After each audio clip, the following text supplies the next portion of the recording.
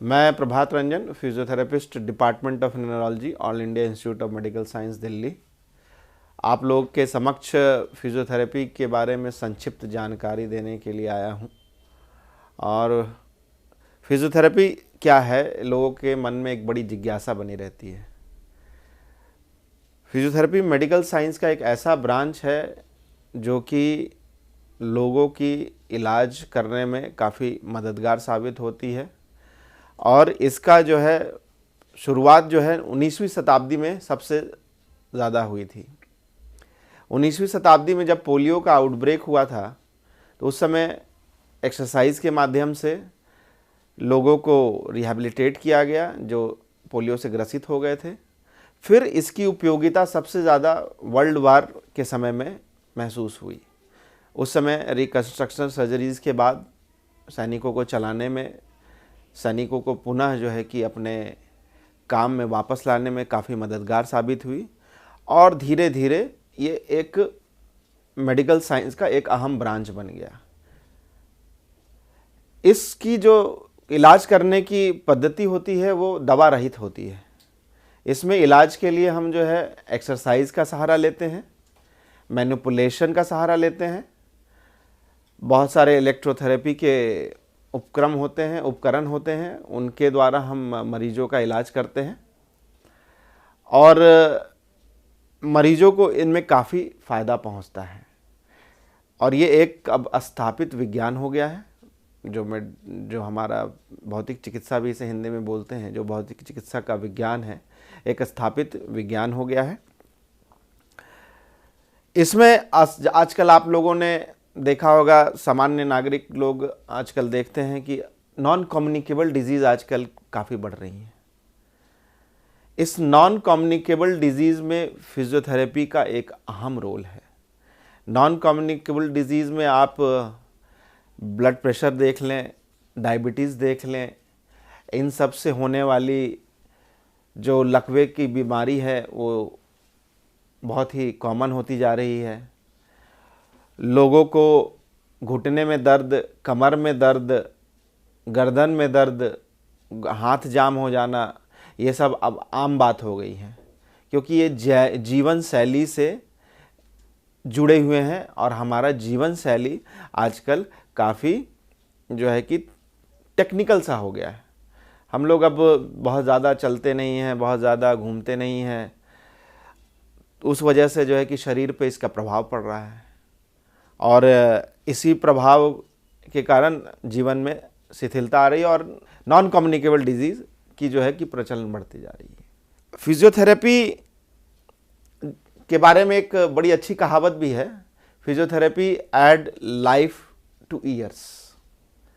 वो इसलिए कहा गया है क्योंकि जैसे मैंने अभी नॉन कम्युनिकेबल डिजीज़ की बात की, इन सब डिजीज़ों में जो है फिजियोथेरेपी एक गतिशीलता लाती है।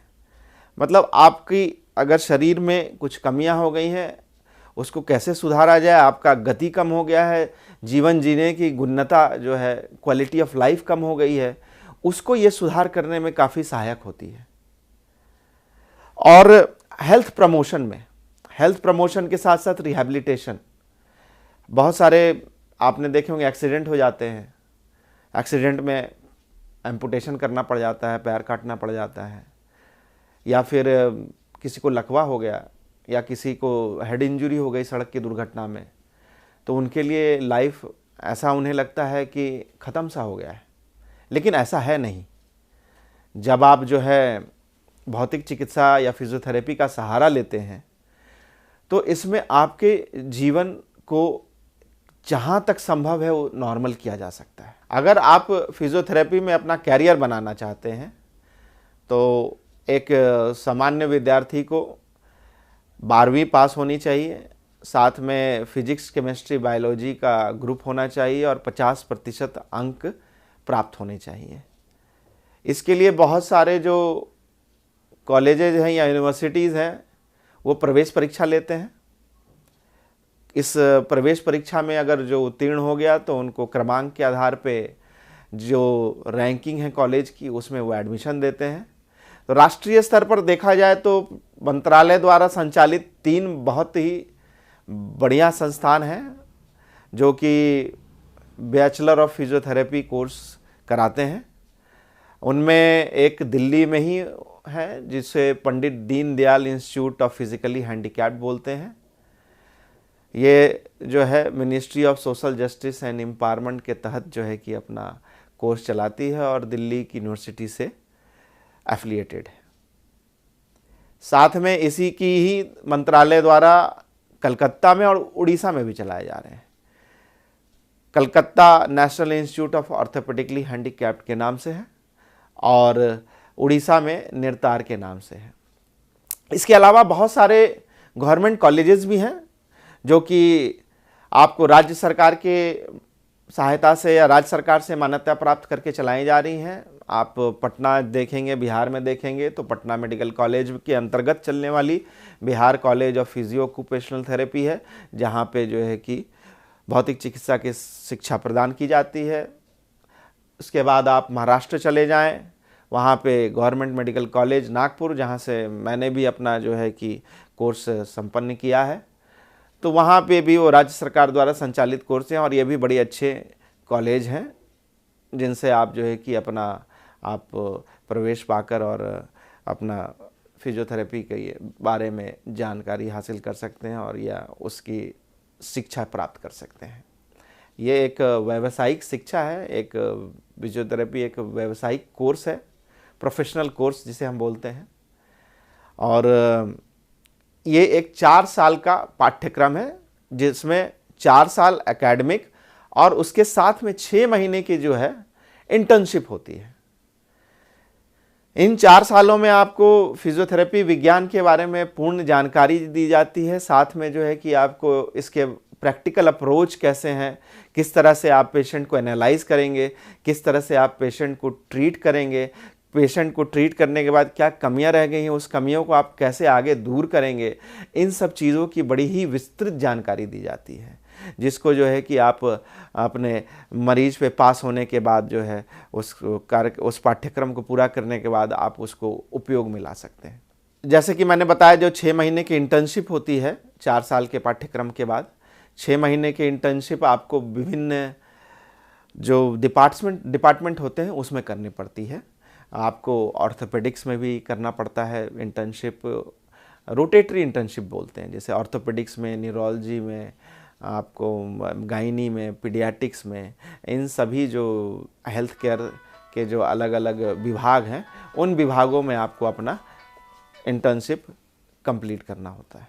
इवन आईसीयू में आपको जो है कि 1 महीने की ट्रेनिंग दी जाती है, जैसे कि आप आईसीयू में जो पेशेंट हैं उनके चेस्ट कंडीशन को जो है कि एनालाइज करके आप उनको ठीक कर सकें, उसके बारे में भी जानकारी दी जाती है। जीरियाट्रिक केयर, आजकल जो ओल्ड एज बढ़ने के कारण जीरियाट्रिक केयर में भी जो है कि आपको इंटर्नशिप कराई जाती है। इवन आपको चेस्ट कंडीशंस के में जो पल्मोनरी मेडिसिन है उनमें भी कराई जाती है और इसका दायरा बढ़ता जा रहा है, तो उसके हिसाब से जो है ट्रेनिंग की जो है इंटर्नशिप की अवधि भी जो है कि ऐसा बना दिया गया है कि आप सारे विभागों में जाके अपने आप को एक दक्ष तो नहीं कहेंगे, लेकिन हाँ एक आपको बेसिक आइडिया मिल जाए जिसको ये कि आप अपने अनुरूप आगे चलकर जिस हिसाब से प्रैक्टिस करना चाहते हैं उसमें आप दक्ष बने। ये इंटर्नशिप कंप्लीट करने के बाद आप एक पूर्ण रूप से एक फिजियोथेरेपिस्ट के रूप में आप काम कर सकते हैं। उसके लिए कहीं कहीं पे क्या है कि आपको परिषद है, काउंसिल है, तो उस काउंसिल में आपको रजिस्टर्ड कराना पड़ेगा। जैसे कि दिल्ली में हमारे यहाँ काउंसिल है, दिल्ली में रजिस्टर्ड कराना है, महाराष्ट्र में है, गुजरात में है, फिर आपको छत्तीसगढ़ में आ गई है, राजस्थान और कुछ अन्य राज्यों में भी परिषद बनाने का काम चल रहा है। राष्ट्रीय स्तर पर अभी परिषद का अभाव है, अभी इस दिशा में सरकार काम कर रही है और जब राष्ट्रीय स्तर पर आ जाएगा तो शायद जो छात्र होंगे पास होने के बाद उनमें उनको रजिस्टर कराना होगा, तभी वो जो है कि आगे प्रैक्टिस करने के लिए एलिजिबल हो पाएंगे।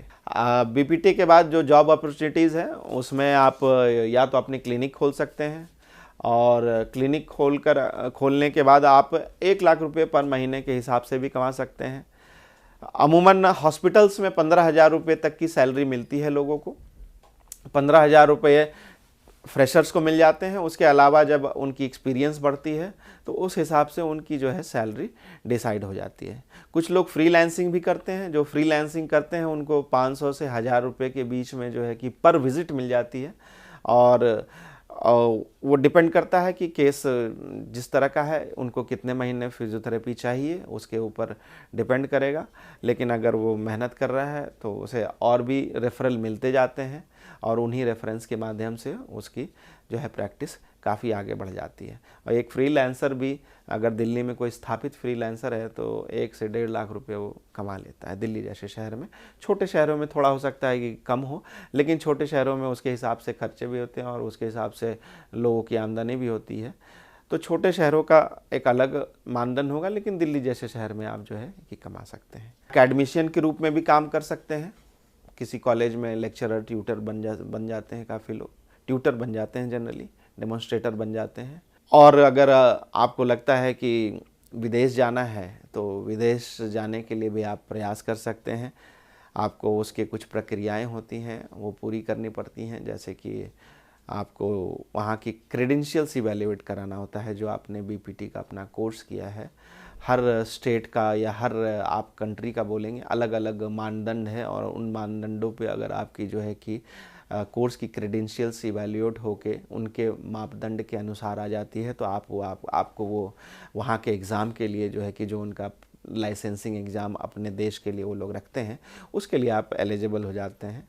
अब मुख्यतः लोग जो है कि जाना चाहते हैं यूके, यूएस, मिडिल ईस्ट की कंपनियां हैं वहाँ जाना चाहते हैं, और इन सब जगहों पे, कनाडा, इन सब जगहों पे जो है कि वहाँ की अपनी लाइसेंसिंग एग्ज़ाम अथॉरिटी है। उसके अंतर्गत में आपको जो है कि उनको पास करने के बाद आप वहाँ पे प्रैक्टिस भी कर सकते हैं। भारत देश के अपेक्षा विदेशों में जो है आपकी सैलरी स्ट्रक्चर काफ़ी अच्छी है। भारत देश में भी है, लेकिन अभी धीरे धीरे यहाँ पे ग्रो कर रहा है। सैलरी स्ट्रक्चर गवर्नमेंट हॉस्पिटल में भी काफ़ी जॉब्स निकलती हैं गवर्नमेंट हॉस्पिटल में भी, और एक स्टार्टिंग सैलरी गवर्नमेंट हॉस्पिटल में अमूमन आज की डेट में 35,000 रुपये के स्टार्टिंग सैलरी है, जो कि आपके प्रमोशन के हिसाब से है। प्रमोशन में आप जो है कि आप 7600 का मैक्सिमम ग्रेड पे तक मिल जाता है, जो कि आपकी ग्रॉस सैलरी करीब 1.25 लाख रुपये के आसपास बना देती है। तो सरकारी क्षेत्र में भी काफ़ी जो है कि आपके स्कोप खुले हुए हैं, आप वहाँ भी जा सकते हैं। राज्य सरकार हो, केंद्र सरकार हो, किसी भी क्षेत्र में आपके लिए स्कोप। इवन बहुत सारे ऑटोनोमस इंस्टीट्यूट हैं जो सरकार के अंतर्गत चलती हैं। जैसे केंद्रीय गवर्नमेंट के अंदर में, सेंट्रल गवर्नमेंट के अंदर में एम्स है जैसी ऑटोनोमस इंस्टीट्यूट है। और आपको आजकल पता होगा कि सरकार काफ़ी जगहों पे एम्स खोल रही है, और हर एम्स में मुझे नहीं लगता कि मिनिमम 20 से 25 फिजियोथेरेपिस्ट की ज़रूरत होगी। तो आज अगर 10 एम्स खुल रहे हैं तो 250 फिजियोथेरेपिस्ट वहाँ जो है कि उनकी ज़रूरत महसूस होगी। और राज्य सरकारें भी हर जगह अस्पताल खोल रही हैं, हेल्थ केयर पे ध्यान दिया जा रहा है। और जब नॉन कम्युनिकेबल डिजीज़ काफ़ी बढ़ रही हैं तो इनकी उपयोगिता बढ़ रही है, तो राज्य सरकार बहुत सारे प्रोग्राम्स निकाल रही है। उन प्रोग्राम के तहत भी काफ़ी पोस्टें आती हैं, जैसे नेशनल लेप्रेसी इरेडिकेशन प्रोग्राम है, सर्व शिक्षा अभियान है, उसके तहत में भी काफ़ी फिजियोथेरेपिस्ट को रिक्रूट किया गया है। आपको नॉन कम्युनिकेबल डिजीज़ से रिलेटेड जो प्रोग्राम्स है उसमें काफ़ी फिजियोथेरेपिस्ट काम कर रहे हैं। NHRM, national health rural mission, और अब अर्बन मिशन की भी बात चल रही है। इनमें काफ़ी फिजियोथेरेपिस्ट को जो है कि कॉन्ट्रैक्ट पे रखा गया, लेकिन हाँ उनको जॉब की अपॉर्चुनिटी मिल रही है, और उनमें जो है कि मिनिमम 25 से 30,000 रुपये स्टार्टिंग सैलरी मिल रही है। उसके लिए आप लोग हमेशा जो है कि एम्प्लॉयमेंट न्यूज़ देखते रहिए। हर हॉस्पिटल्स के वेबसाइट या मिनिस्ट्री ऑफ हेल्थ के website, state government, even central government, इन सब के वेबसाइट्स पे आपको रेगुलर जो है हिट करना होगा, और आपको रेगुलर विजिट करना होगा। विजिट करेंगे तो आपको उनकी जानकारी भी समय से मिल जाएगी। बीपीटी के बाद कुछ लोग चाहते हैं कि स्पेशलाइज करें, स्पेशलिस्ट हो जाएं फिजियोथेरेपी की फील्ड में। तो स्पेशलिस्ट बनने के लिए आपके पास काफ़ी एक रास्ता है। उस रास्ते के तहत है कि masters in physiotherapy. Masters in physiotherapy आप कर सकते हैं, और मास्टर्स इन फिजियोथेरेपी जो है उसमें ब्रांचेस बहुत सारी हैं, और उस ब्रांचेस के हिसाब से आप अपने आप को स्पेशलाइज कर सकते हैं। जैसे कि आपने एमपीटी न्यूरोलॉजी लिया तो आप न्यूरो के केसेस पे अपना फोकस कर देते हैं। ऑर्थोपेडिक्स लिया तो आप ऑर्थोपेडिक्स से रिलेटेड केसेस पे अपना फोकस कर देते हैं।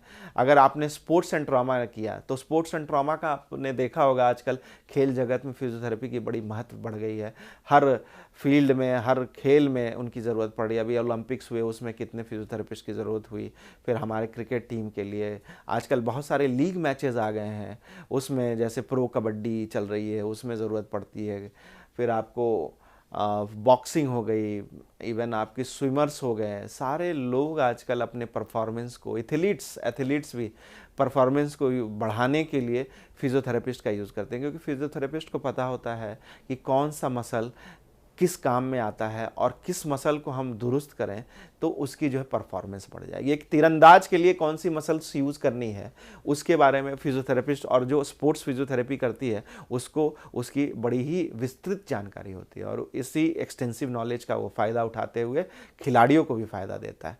तो इस क्षेत्र में काफ़ी लोगों का झुकाव बढ़ रहा है, तो इसलिए लोग एमपीटी, स्पोर्ट्स ट्रॉमा, स्पोर्ट्स की तरफ भी बढ़ रहे हैं, स्पोर्ट्स इंजरी की तरफ बढ़ रहे हैं।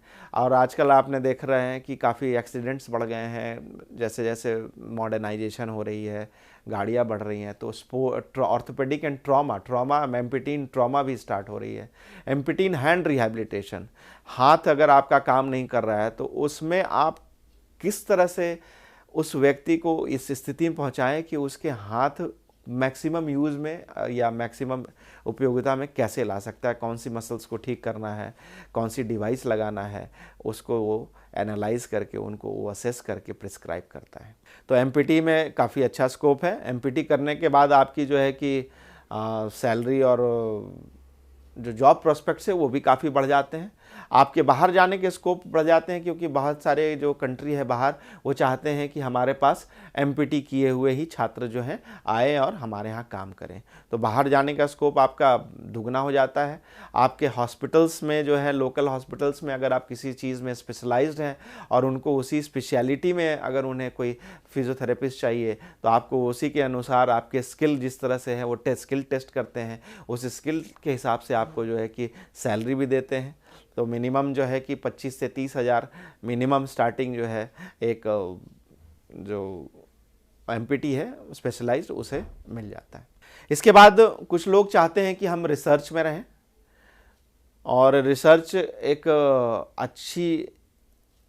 किसी भी प्रोफेशन के ग्रोथ करने के लिए अच्छी चीज़ होती है, क्योंकि जब तक उस प्रोफेशन में रिसर्च नहीं होगा वो प्रोफेशन आगे नहीं बढ़ पाएगा। तो रिसर्च में जिनको बहुत इंटरेस्ट होता है वो पीएचडी लेवल तक की भी पढ़ाई करते हैं। आजकल बहुत सारी यूनिवर्सिटीज़ ने पीएचडी देना भी स्टार्ट कर दिया है।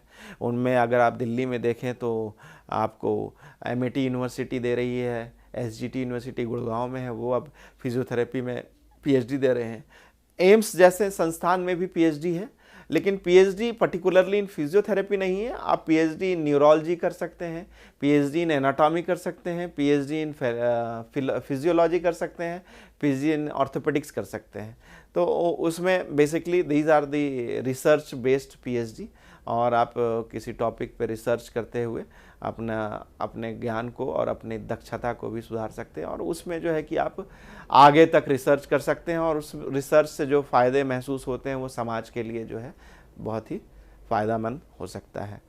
कुछ लोग जो हैं कि आप फेलोशिप भी लेते हैं, फेलोशिप आप इनोवेशन में ले सकते हैं, फेलोशिप इन रिसर्च भी ले सकते हैं। कुछ डिज़ाइन बना के कुछ चीज़ ऐसी आप बना रहे हैं उसमें आप फेलोशिप ले सकते हैं। इसमें मुख्यतः से स्टैनफोर्ड बायो डिज़ाइन करके एक इंस्टीट्यूट है जो कि बड़ी अच्छी फेलोशिप देती है। ICMR Indian council of medical research है, वो आपको फेलोशिप के लिए जो है कुछ प्रयोजन बना रखी है। CSIR है, ये लोग आपको फेलोशिप प्रदान करते हैं, और उसके कुछ मानदंड हैं, उन मानदंडों को आपको देखना पड़ेगा उनके वेबसाइट पे, ICMR CSIR के वेबसाइट पे जाके उन मानदंडों को देखना, और उन मानदंडों को आप पूरा करते हैं, उन पे खरा उतरते हैं तो आप जो है फेलोशिप के लिए भी जा सकते हैं। फेलोशिप में भी आपको जो है कि स्टाइपेंड मिलती है और काफ़ी अच्छी होती है, 60 से 70 हज़ार रुपये तक की स्टाइपेंड मिलती है। फेलोशिप 2-3 साल के लिए चलती है।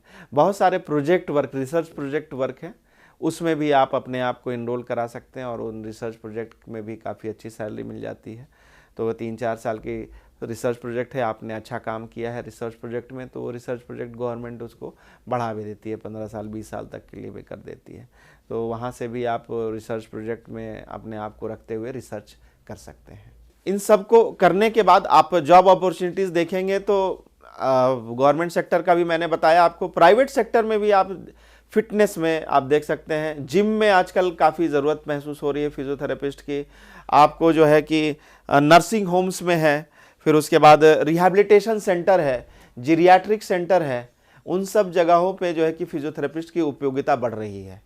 और आजकल हम जैसा देखते हैं कि बहुत सारी अवेयरनेस बढ़ रही है फिजियोथेरेपी के लिए, दवा खाने से बहुत सारे दुष्प्रभाव पड़ रहे हैं।